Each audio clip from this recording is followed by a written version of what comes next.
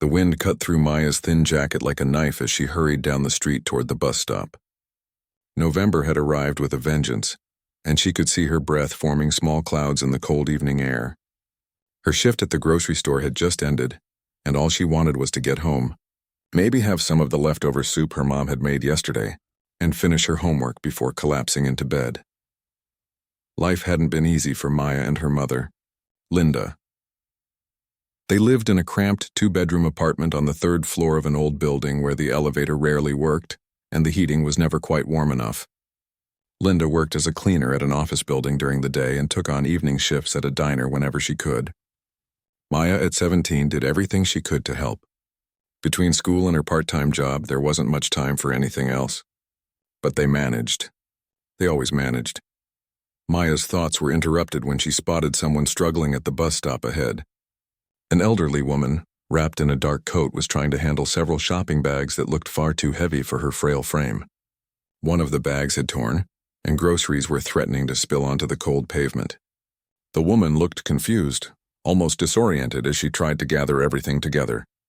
Without thinking, Maya quickened her pace. "Ma'am, let me help you with those," she called out. The elderly woman looked up, startled. Her face was pale, and there were deep lines of worry etched around her eyes. "Oh, I didn't realize the bag was so weak," she said, her voice shaky. "I can manage, dear. You don't have to trouble yourself." "It's no trouble at all," Maya insisted, already bending down to scoop up a can of soup that had rolled toward the curb. She quickly assessed the situation. The torn bag was beyond saving, but if they redistributed the weight into the other bags, it might work.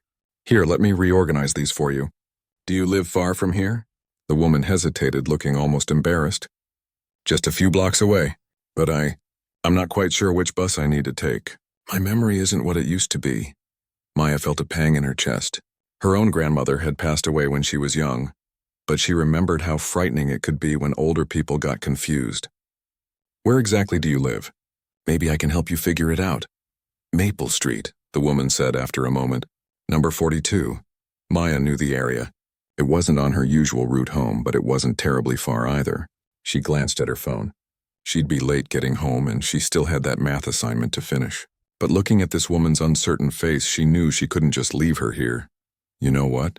I'll walk with you. It's not too far, and these bags are heavy. The bus might take longer anyway." The woman's eyes filled with gratitude. "Are you sure? I don't want to be a burden." "You're not a burden," Maya said firmly, taking the heaviest bags. "My mom always taught me that we help people when we can. Besides, it's too cold to stand around waiting for buses." They started walking, and Maya adjusted her pace to match the older woman's slower steps. The woman introduced herself as Catherine, and as they walked, she talked in bits and pieces. Sometimes her thoughts seemed clear. Other times they wandered to memories that didn't quite connect. She mentioned something about her late husband, then suddenly asked Maya if she'd seen her reading glasses. Even though she wasn't wearing any, Maya listened patiently, offering gentle responses and making sure Catherine stayed steady on her feet. The walk took longer than expected because Catherine needed to stop and rest twice. By the time they reached the small house on Maple Street, the sun had fully set and the temperature had dropped even more. The house was modest, but had clearly been well maintained at some point. The garden, though bare for winter, showed signs of careful planning. But Maya noticed the porch light was out, and when Catherine fumbled with her keys, her hands were shaking from more than just the cold. "Let me help," Maya offered, gently taking the keys and unlocking the door. Inside, the house was neat but felt cold. Too cold. Maya helped Catherine bring the bags into the kitchen and started unpacking them, putting the refrigerated items away first. "Your heater doesn't seem to be working," Maya observed, noticing that the thermostat on the wall showed a much lower temperature than it should. Catherine looked confused for a moment. "Oh, I suppose it's been acting up. I keep meaning to call someone about it." Maya's heart sank. She knew what that usually meant. Either Catherine couldn't afford the repair, or her memory issues made it hard for her to follow through on these things. She noticed a pile of unopened mail on the kitchen counter, some of it marked with red urgent notices. "Mrs. Catherine, do you have family nearby? Someone who checks in on you?" The old woman's face fell. "My husband passed away 10 years ago. We had a daughter, but—" She trailed off, her eyes growing distant. "That was a long time ago. I don't like to think about it, Maya felt torn. She needed to get home. Her mom would be worried and that math homework wasn't going to do itself. But she couldn't just leave this woman alone in a freezing house. She spent another 20 minutes making sure Catherine had something to eat, found extra blankets for her, and wrote down her phone number on a piece of paper. Mrs. Catherine, I'm going to check on you in a couple of days, okay? And if you need anything before then, you can call this number. That's my cell phone. Catherine took the paper with trembling hands and tears welled up in her eyes. Why are you being so kind to me? You don't even know me. Maya smiled, remembering all the times her mother had stretched their last few dollars to help a neighbor, or shared their food with someone who had less, because that's what people should do for each other. We all need help sometimes. When Maya finally left, it was dark and cold, and she had to walk to a different bus stop to catch a ride home. By the time she got to her apartment, she was exhausted. Her mother was waiting, worry clear on her face. Maya, where were you? I was about to call the police. Maya explained what had happened while she heated up some soup. Linda listened quietly, and when Maya finished, her mother pulled her into a tight hug. You have a good heart, baby. Just like your grandmother did. I'm proud of you. That night, as Maya finally sat down to tackle her math homework at nearly 10 o'clock, she couldn't stop thinking about Catherine alone in that cold house. Something about the situation bothered her, but she couldn't quite put her finger on what it was. She decided she'd visit again soon, maybe on the weekend when she had more time. What Maya didn't know was that this simple act of kindness, this decision to help a stranger who needed it, was about to change her life in ways she couldn't possibly imagine. Sometimes the smallest gestures create the biggest ripples, and Maya had just thrown a stone into waters that ran deeper than she knew.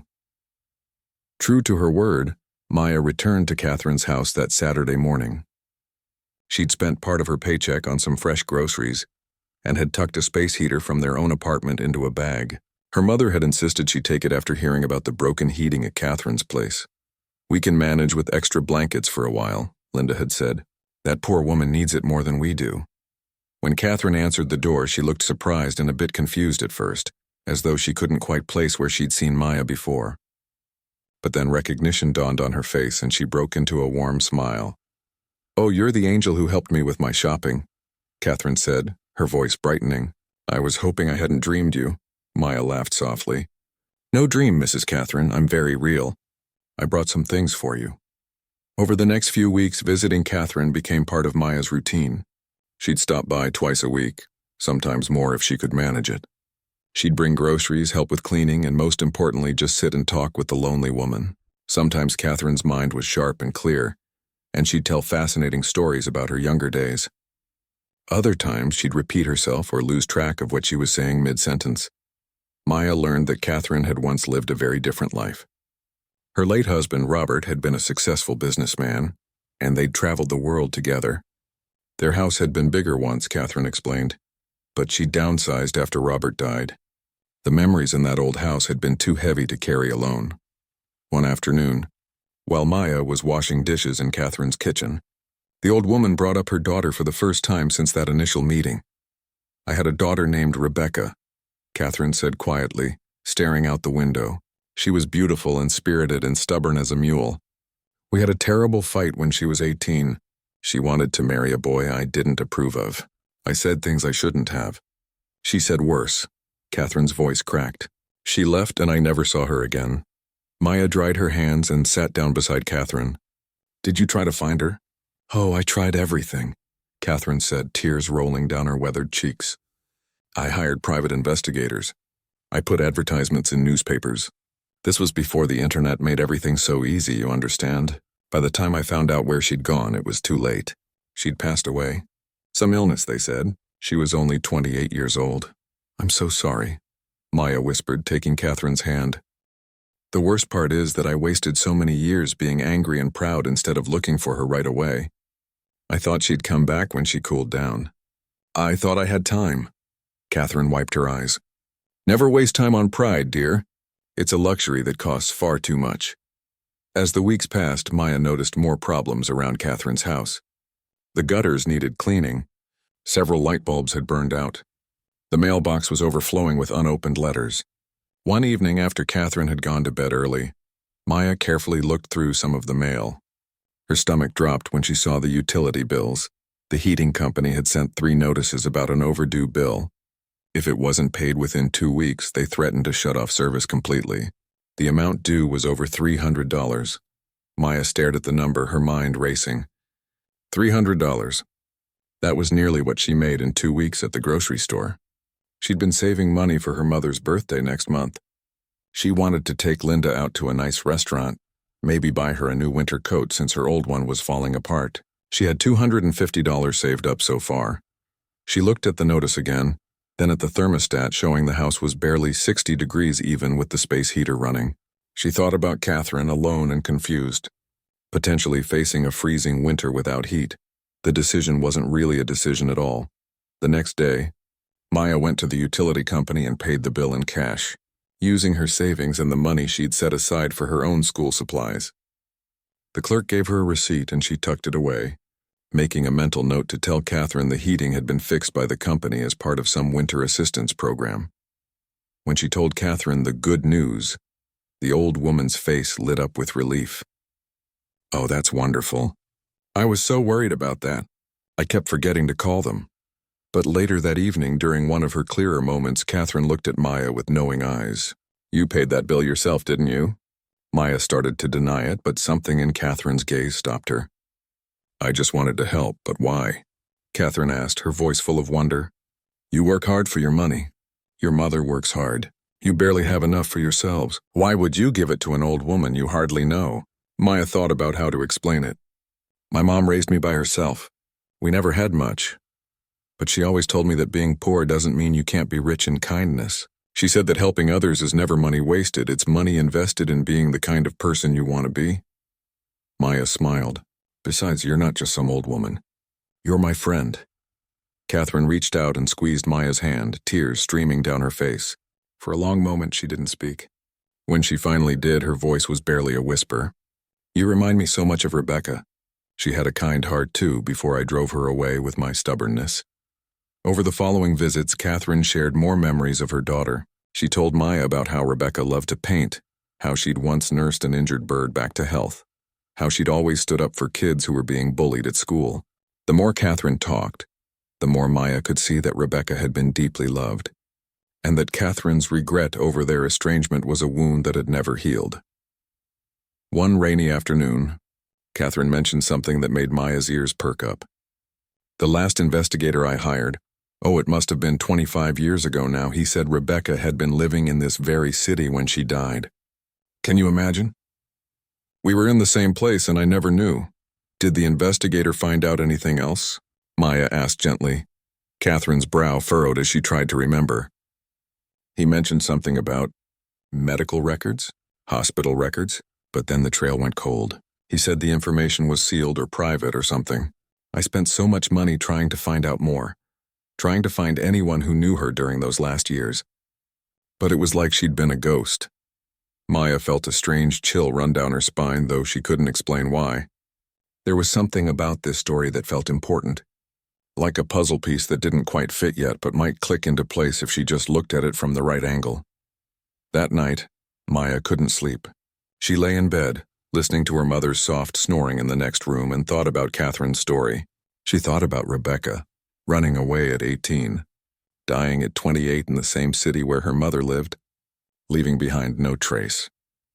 She thought about her own mother, Linda, who never talked about her past, who changed the subject whenever Maya asked about her childhood or her own parents. She'd always assumed it was just too painful, that maybe Linda's parents had been unkind or had passed away when she was young.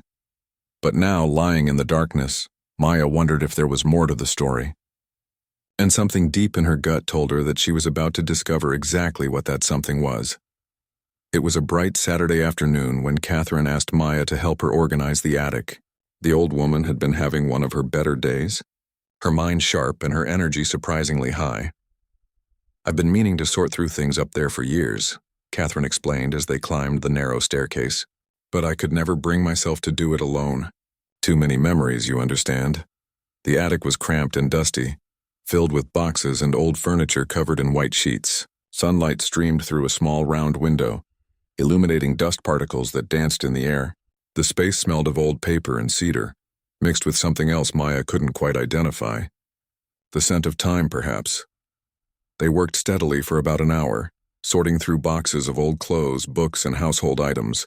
Catherine told stories about nearly every object they uncovered. A set of china that had belonged to her mother. Robert's collection of vinyl records. A box of Christmas ornaments that brought tears to her eyes. Then Maya moved an old dresser away from the corner and spotted something wedged behind it. A wooden box about the size of a shoebox but deeper, with tarnished brass hinges and a small lock that had broken long ago. Mrs. Catherine, did you know this was here? Catherine shuffled over, squinting at the box. Her face went pale. I don't remember that. Where was it? Behind this dresser. It looks old. Maya carefully lifted the box and set it down in the light.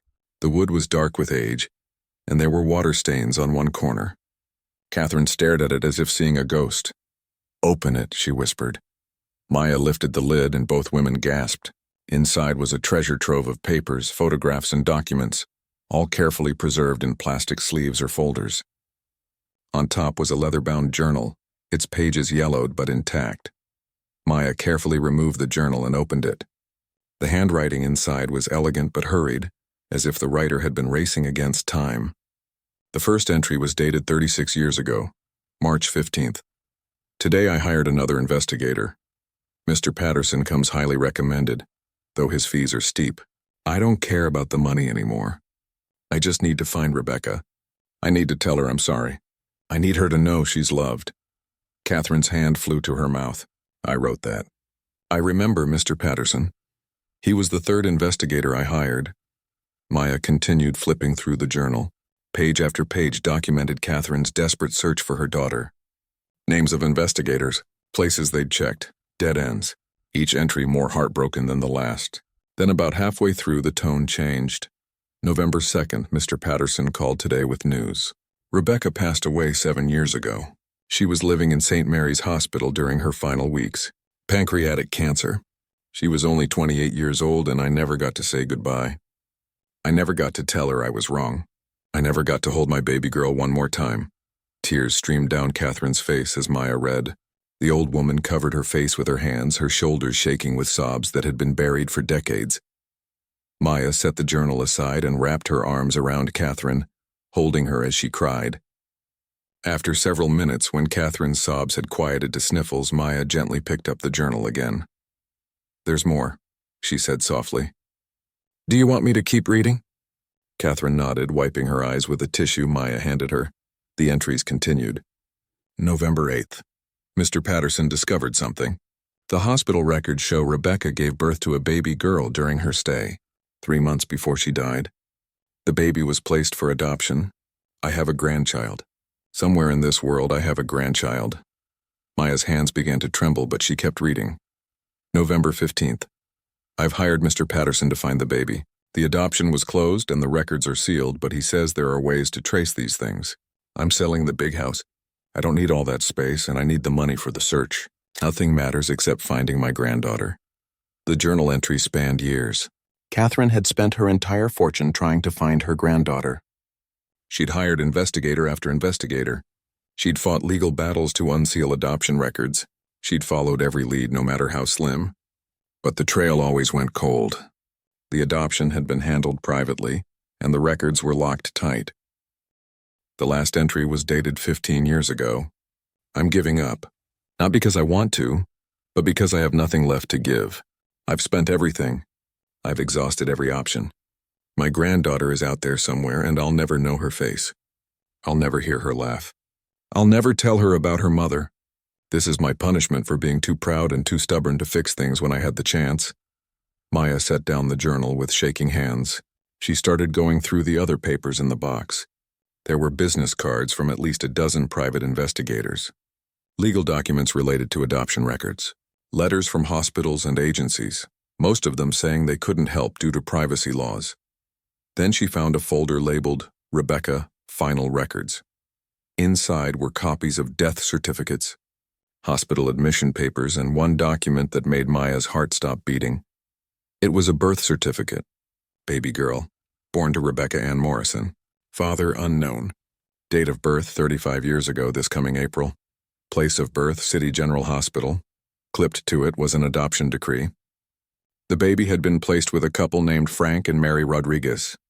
The decree was dated 3 days after the birth. Maya's vision blurred. Rodriguez. That was her mother's maiden name. Her mother's adoptive parents, the ones who had raised her until they died when Linda was 16, had been named Frank and Mary.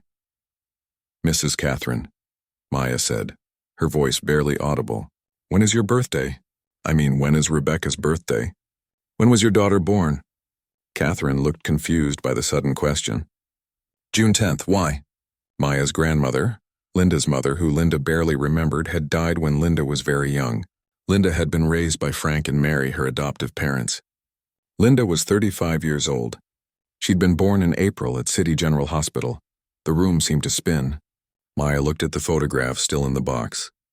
She picked up one that showed Rebecca as a teenager, smiling at the camera with wild, curly dark hair and bright eyes. She looked at Catherine's face, studying the shape of her nose, the curve of her jaw. Then she thought about her own mother. Linda had those same curls, the same shaped nose, the same bright eyes that sparkled when she laughed. Maya, dear, what's wrong? You look like you've seen a ghost. Maya couldn't speak. She handed Catherine the birth certificate and adoption decree with trembling hands. Catherine put on her reading glasses and studied the documents. For a long moment she didn't move. Then she looked up at Maya, understanding slowly dawning in her eyes. Rodriguez, Catherine whispered. Your mother's name is Rodriguez. Linda Rodriguez, Maya confirmed.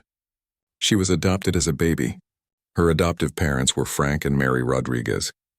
They died when she was 16 and she's been on her own ever since. She always said she tried to find information about her birth mother, but everything was sealed. She said she'd learned her birth mother had died when she was young, but that the records were incomplete. Catherine's hands began to shake so badly that the papers fell from her fingers. How old is your mother? 35. She'll be 36 in April. The old woman made a sound that was somewhere between a sob and a gasp. She reached out and grabbed Maya's hand with surprising strength. What does she look like? Your mother, what does she look like? Maya pulled out her phone with shaking hands. She found a recent photo of Linda, taken just last month at their apartment. Linda was laughing in the picture, her dark curly hair pulled back in a messy bun, her bright eyes crinkled at the corners. Catherine took the phone and stared at the image. Tears rolled down her wrinkled cheeks, dropping onto the screen. She looks like Rebecca, she whispered. Oh my God, she looks just like my Rebecca. The two women sat in the dusty attic, surrounded by 36 years of searching, and cried together. All this time, Catherine had been looking for a granddaughter she'd never met. All this time, Linda had been wondering about a family she'd lost before she'd even known them. And Maya, through nothing more than kindness to a stranger, had accidentally found the missing piece to a puzzle that had been broken for more than 3 decades. But even as relief and joy washed over her, Maya felt a wave of fear. How could she possibly tell her mother this? How do you tell someone that the kind old woman you've been helping is actually their grandmother? How do you explain that a simple act of kindness has unraveled a mystery that expensive investigators couldn't solve? And most importantly, would her mother even believe it? Maya spent 3 sleepless nights trying to figure out how to tell her mother. She'd helped Catherine organize all the documents, made copies of everything, and even taken photos of the old pictures of Rebecca. The evidence was overwhelming, but she knew evidence wasn't enough. This was about emotions, about wounds that had been buried for decades, about hope and fear and the possibility of rejection. On the 4th night, Linda noticed something was wrong. They were sitting at their small kitchen table, eating dinner in silence. Maya had barely touched her food, just pushing the rice around her plate while her mind spun in circles. Okay, baby, what's going on? Linda finally asked, setting down her fork. You've been acting strange all week. Are you in trouble? Is someone bothering you at school or work? Maya looked up at her mother. Linda's face was creased with worry, and there were new lines around her eyes that Maya hadn't noticed before. Her mother worked so hard, sacrificed so much. She deserved to know the truth, no matter how impossible it seemed. Mom, can I ask you something about when you were adopted? Linda's expression shifted, became guarded. Maya, you know I don't like talking about that. I know. But it's important, please. Linda sighed and rubbed her temples. What do you want to know? Do you remember your adoptive parents' names? Of course. Frank and Mary Rodriguez. They raised me until I was 16 when they died in that car accident. Linda's voice was tight. Why are you asking about this now? Maya took a deep breath. And you told me once that you tried to find information about your birth mother, right? I did. When I was 21, I hired someone to help me search. It cost me almost everything I had saved, but I needed to know. Linda's eyes grew distant. The investigator found out her name was Rebecca Morrison. She died of cancer when I was just a baby. Beyond that, everything was sealed. I learned I'd been born at City General and that my birth mother had been very young when she died, but that was it. The trail was cold. Did you ever try to find out if Rebecca had any other family? Parents, siblings, anyone? Linda looked at Maya sharply. Why are you interrogating me about this? What's going on? Maya stood up and left the room. She returned a moment later with a folder she'd been keeping hidden in her school bag. She placed it on the table between them. Before you look at this, I need to tell you something. Remember Mrs. Catherine, the old woman I've been helping? The one whose heating bill you secretly paid with your birthday savings? Linda's voice held a mix of pride and exasperation. Yeah, her. Mom, something happened. Something impossible and amazing and scary all at once. Maya pushed the folder toward her mother. Just look at this, please. Linda opened the folder. On top was the photograph Maya had found in the attic, the one of teenage Rebecca with her wild, curly hair and bright smile.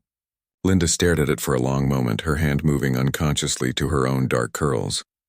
Who is this? Keep looking, Maya whispered. Linda shuffled through the papers. The birth certificate. The adoption decree. The death certificate for Rebecca Morrison. Her hand started shaking when she saw the names Frank and Mary Rodriguez on the adoption papers. I don't understand, she said, but her voice suggested she was beginning to understand all too well. Catherine's full name is Catherine Morrison.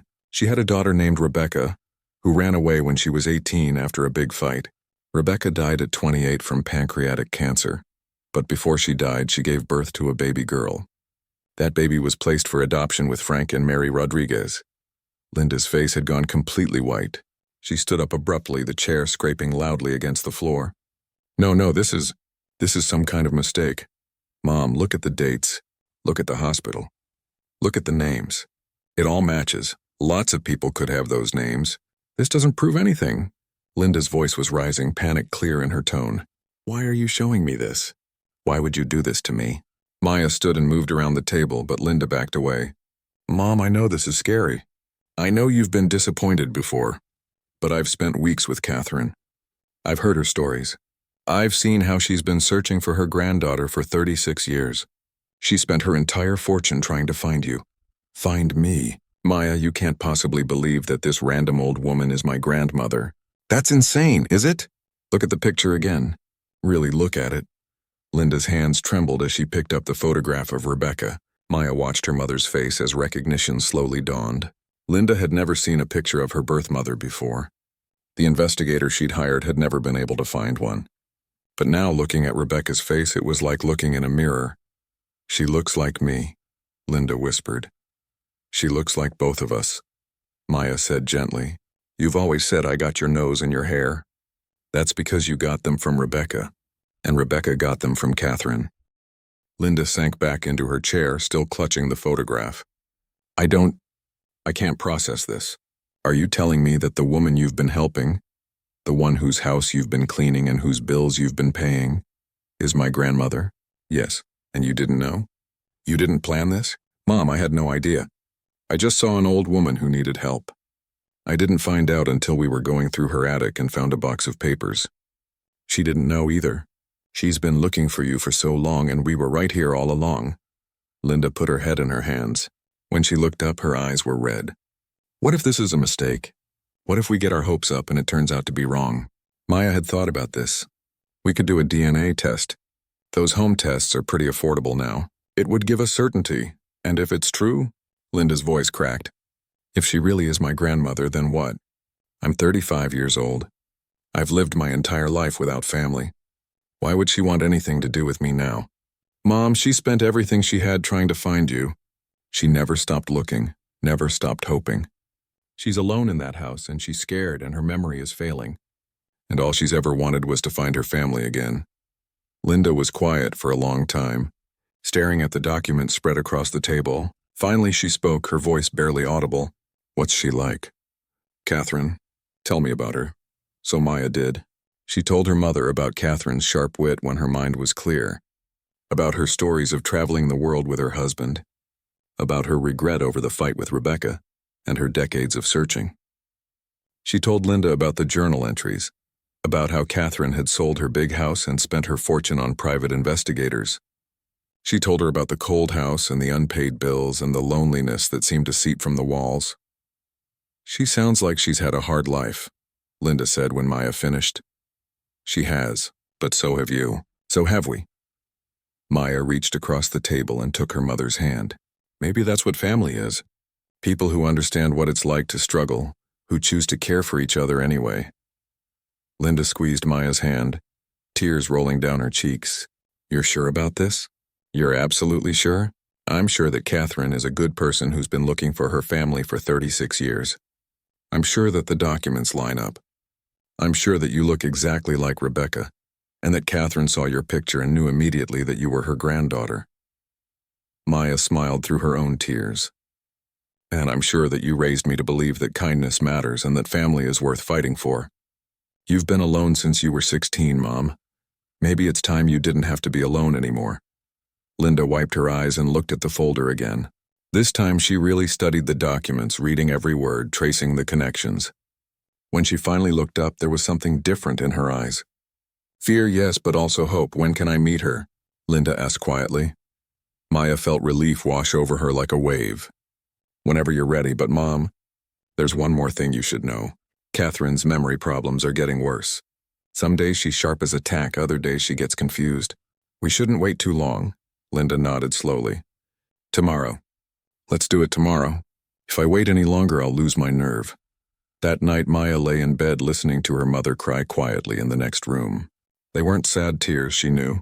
They were the tears of someone who'd carried a weight for so long that she'd forgotten what it felt like to set it down. They were the tears of hope, fragile and new and terrifying. Tomorrow, everything would change. Tomorrow, 3 generations of women, separated by time and circumstance and terrible luck, would finally meet. And somehow, through nothing more than a simple act of kindness on a cold November evening, a family that had been broken for more than 3 decades would begin to heal. Maya had never seen her mother so nervous. Linda changed her outfit 3 times that Sunday morning, finally settling on a simple blue sweater and jeans. She'd barely slept and her hands shook as she tried to apply a little makeup. "What if she doesn't like me?" Linda asked for the 5th time as they rode the bus toward Maple Street. "She's going to love you," Maya reassured her. Though her own stomach was doing flips, they'd decided not to tell Catherine they were coming. Maya was worried that the anticipation might be too much for the old woman, especially on one of her more confused days. Instead, Maya had texted Catherine that morning saying she'd be stopping by with someone special. When they reached the house, Linda stopped at the end of the walkway. Her face had gone pale and she looked like she might bolt at any moment. "I can't do this," she whispered. "Maya, I can't." Maya took her mother's hand, the same hand that had held hers through every hard moment of her life. "Yes, you can. You're the strongest person I know. And you deserve this. You deserve to have family." Linda took a deep breath and nodded. Together they walked to the front door. Maya knocked, her own heart pounding so hard she could hear it in her ears. Catherine opened the door smiling when she saw Maya, but then her gaze shifted to Linda, and the smile froze on her face. For a long moment nobody spoke. Catherine's eyes went wide and her hand flew to her chest. "Rebecca?" she whispered, her voice trembling. "No, Mrs. Catherine," Maya said gently. "This is my mother, Linda. Linda Rodriguez." Catherine's legs seemed to give out, and both Maya and Linda rushed forward to catch her. They helped her to the living room couch, where she sat staring at Linda with tears streaming down her face. "You look just like her," Catherine said, reaching out with a shaking hand to touch Linda's face. "You look just like my Rebecca." Linda's own tears were falling now. I think I might be your granddaughter." The word might was generous. They all knew the truth, even without the DNA test Maya had ordered online. But sometimes people need to ease into the impossible, to approach it sideways rather than head-on. Catherine pulled Linda into a hug, and Linda, who'd been alone for so long, who'd built walls around herself to survive, collapsed into the embrace. They held each other and cried while Maya stood nearby crying too, watching as something broken began to mend. When the initial wave of emotion had passed, they sat together on the couch and talked. Linda shared her life story, how Frank and Mary had been kind but distant, how she'd been devastated when they died, how she'd struggled to survive on her own at 16. She talked about her failed marriage to Maya's father, about working multiple jobs to keep a roof over their heads, about the constant fear that she wasn't good enough, strong enough, that she'd fail the one person who mattered most. Catherine listened to every word, holding Linda's hand tight. And then she told her own story. She spoke about Rebecca, about the daughter she'd loved fiercely but fought with constantly. She talked about the terrible fight, the things she'd said in anger that she could never take back. She described the years of searching, the fortune spent on investigators, the hope that slowly died with each dead end. "I was so proud and so foolish," Catherine said, wiping her eyes. "I thought I had time to fix things. I thought Rebecca would come home when she cooled down and we'd talk it out like we always did. But I waited too long, and by the time I swallowed my pride, she was gone." "She thought about you," Linda said softly. "The investigator I hired found a few people who'd known her during her last months. One of them said Rebecca talked about her mother sometimes. She said Rebecca had regrets too. She wanted to reach out, but she was scared. Scared you wouldn't forgive her, scared you'd reject her and the baby." Catherine's face crumpled. "I would have given anything to have her back. And I would have loved you from the moment I saw you. You were her child. You were family." Over the next few hours, they pieced together the story.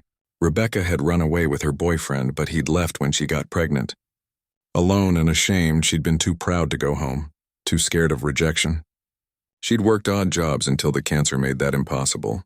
In her final months, she'd made the heartbreaking decision to place her baby for adoption, hoping to give her daughter the stable family she couldn't provide. Catherine had started searching just a year after Rebecca died, but by then the adoption was sealed. She'd fought for decades to unseal those records, but privacy laws kept her from her granddaughter. Meanwhile, Linda had been raised by Frank and Mary, who'd never told her much about her birth mother. They'd died before she was old enough to ask the right questions. And later, when Linda hired her own investigator, he'd found Rebecca's death certificate but never traced the connection to Catherine Morrison. "We were in the same city all these years," Catherine said wonderingly. "You were so close and I never knew." "We found each other now," Linda replied. "That's what matters." They talked until the afternoon sun began to slant through the windows. Catherine showed Linda the journal, the photos of Rebecca, the documentation of her long search. Linda shared pictures of Maya growing up, stories about her struggles and triumphs, glimpses of the life Catherine had missed, and Maya, watching her mother and her great-grandmother together, felt a warmth spread through her chest. This had started with such a simple thing. She'd seen someone who needed help and she'd helped. That was all. She hadn't been looking for anything in return. She certainly hadn't been looking for family. But sometimes the universe works in mysterious ways. Sometimes kindness creates ripples that spread further than we can imagine. As evening approached, Catherine insisted they stay for dinner. She wanted to cook for them, she said, even though her hands weren't as steady as they used to be. Together, the three women worked in the small kitchen, preparing a simple meal while swapping stories and laughing through their tears. During dinner, Catherine brought up something that made both Maya and Linda go quiet. "I need to call my lawyer tomorrow," she said. "I need to update my will." "Mrs. Catherine, you don't have to—" Linda started, but Catherine held up her hand. "Please let me finish. I spent almost everything I had searching for you. This house and a small savings account are all I have left. It's not the fortune I once had, but it's something." Catherine looked at Linda seriously. "More than that, I need to make arrangements for my care. My memory is getting worse. I know it is, even when I'm having good days. Soon I won't be able to live alone. You'll come live with us," Linda said immediately. Maya looked at her mother in surprise, but Linda's face was determined. "Our apartment is small, but we'll make it work. You're family. Family takes care of each other." Catherine's eyes filled with tears again. "I can't ask you to do that. You're already struggling. You're not asking. I'm offering." Linda reached across the table and took Catherine's hand. "I've been alone my whole life. Maya's been the only family I've had. Now we have you, and I'm not letting you go. We'll figure out the details, but you're not going to be alone anymore. None of us are." Maya felt her throat tighten with emotion. This was her mother. The woman who'd raised her on nothing but grit and determination and love. The woman who'd always put others first even when she barely had enough for herself. Of course she would offer to take in a grandmother she'd just met. That was who Linda was. That was who she'd taught Maya to be. Over the following weeks, they made it work. Catherine met with her lawyer and put Linda in her will, though Linda protested. "I don't want your money," Linda had said. "I just want you." They'd also started the DNA test, though everyone knew what the results would show. When the results came back a few weeks later, confirming that Catherine and Linda were indeed grandmother and granddaughter, it felt less like a revelation and more like a confirmation of something they'd all known in their hearts from that first moment. Catherine's health began to decline more rapidly after that. The doctor said it was dementia and it would only get worse. They'd found each other just in time. On good days, Catherine was sharp and present. She helped Maya with her homework, shared recipes with Linda, told stories about Rebecca that made her daughter feel more real, less like a ghost. On bad days, she got confused, sometimes thinking Linda was Rebecca, sometimes not recognizing where she was. But even on the bad days, she knew she was loved. She knew she was home. One evening, about 3 months after that first meeting, the three women sat together in Catherine's living room. It was one of Catherine's clear days, and she'd been telling Maya about a trip to Paris that she and Robert had taken long ago. "You know what's funny?"